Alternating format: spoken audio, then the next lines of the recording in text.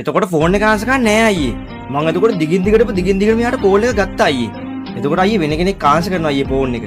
මං ඔයා කවුද කියලා. එතකොට අයියේ කතා කරපු එකන උත්තර දෙන්නේ යාගේ යාළුවෙක් කියලා අයියේ. මම ඊට පස්සේ දිගින් දිගට මෙයාට කෝල් කරා අයියේ කවුද කියලා අහන්න. එතකොට අයියේ අර උදේවරුේ සල්ලි දීපු එකන තමයි අයියේ කතා කරලා තියෙන්නේ. එතකොට අයියේ මට දැනෙන්නේ වේදනාව මොන වගේද අයියේ. අපි අයියේ සතියකින් ඉඳන් බොන්න ප්ලෑන් කරේ අයියේ.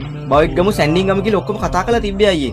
හැබැයි සතියකින් ඉඳන් අපි ප්ලෑන් කරාට උදේ රුපියල් 50ක් වැඩියෙන් දුන්න කියලා අයියේ මාව කපලා ගියන් තියෙන ඒ කට්ටිය. ඒ වල හිතන්න අයියේ මට කොච්චර වේදනාවක් තියෙනවද කියලා ඒක අහද්දි අයියේ බොණ්ඩ යමු කියපින්ද මම අලුතෙන් ඇඳමුකුත් ගත්තා අයියේ. ඇඳුමක් ඇඳලා අයන් කළා මම නාලේම ලැහැත්ලා හිටියා අයියේ සෙන්සුරාදා දවසේ බොණ්ඩ යන්න.